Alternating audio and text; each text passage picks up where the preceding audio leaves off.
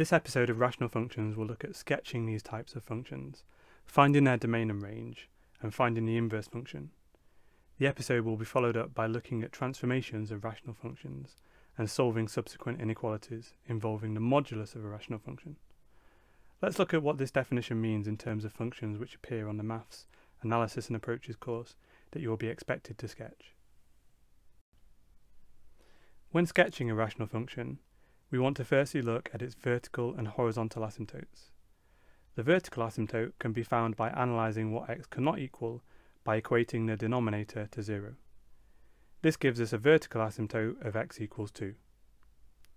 Horizontal asymptotes can be found by assessing the limit of the function as x approaches infinity and as x approaches negative infinity.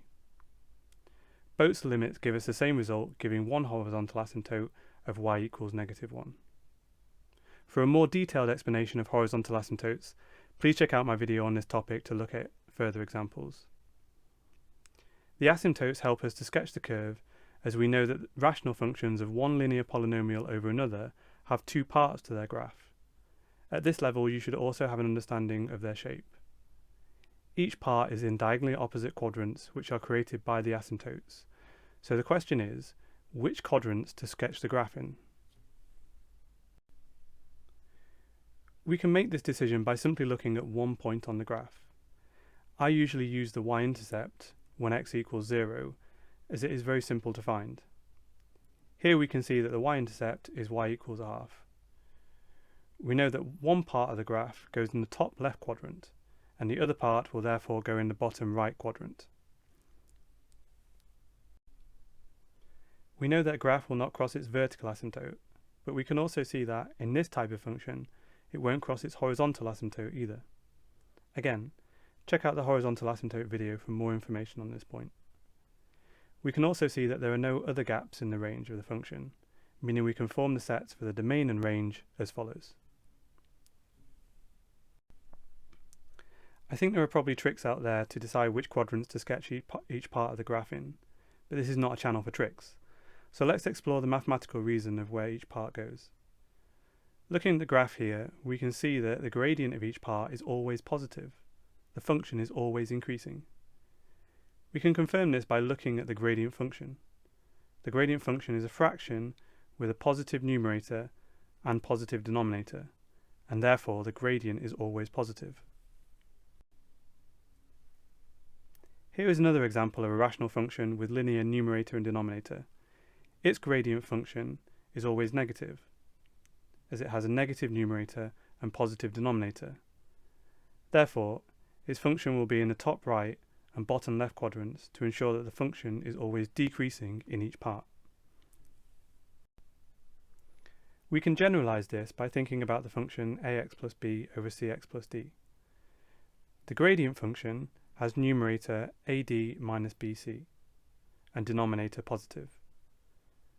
So if AD minus BC is greater than 0, the gradient will always be positive and the two parts will go in quadrants 2 and 4. If AD minus BC is less than 0, then the two parts will go in quadrants 1 and 3. My method of finding one point on the curve is much more efficient, so I don't advise memorizing these two inequalities, but this is a point of interest and shows how you can use the gradient function to prove this property of this type of rational function. We shouldn't talk about domain and range without talking about inverse functions, as the two are so closely linked. The purpose of a function is to map values in the domain to values in the range. This function, for example, will take x equals 1 and map it to y equals 2. This is the purpose of f of x. The purpose of its inverse is to do the opposite, to take this value of 2 and map it back again to 1. In short, it is to find the original input if the output was 2. Because we are taking the range and mapping it to the domain, the two sets change position for the inverse. This is a key concept often tested on exams.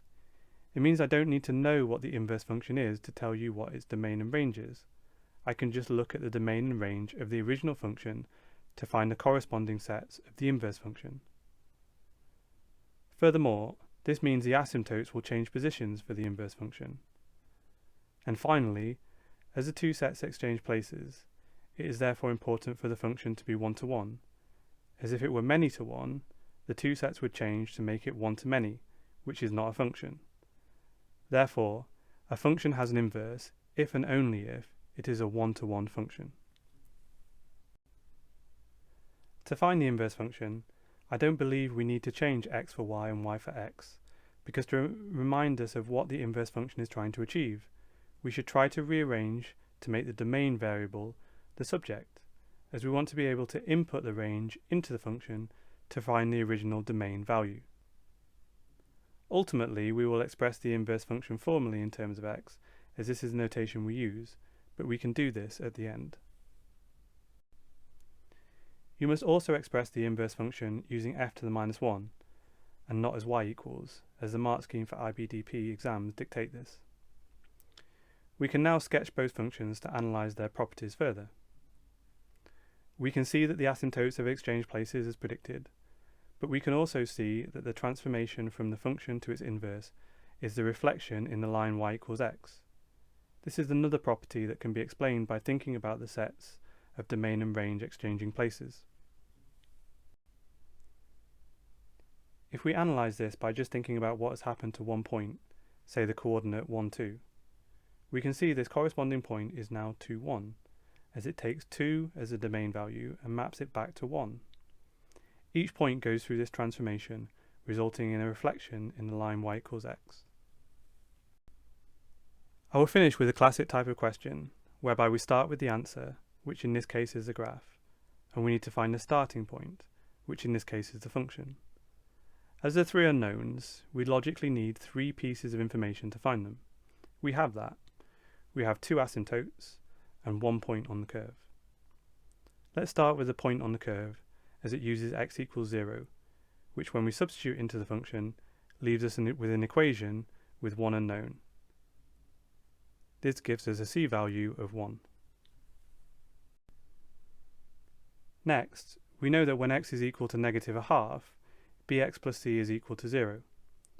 This gives us an equation in b as we know c. This gives us a value of b is equal to 2. Finally, we know the limit of the function as x tends to infinity or negative infinity is 3 over 2, as this is the horizontal asymptote. This gives us an equation to solve for a, giving us a equals to 3. This is the end of the first episode.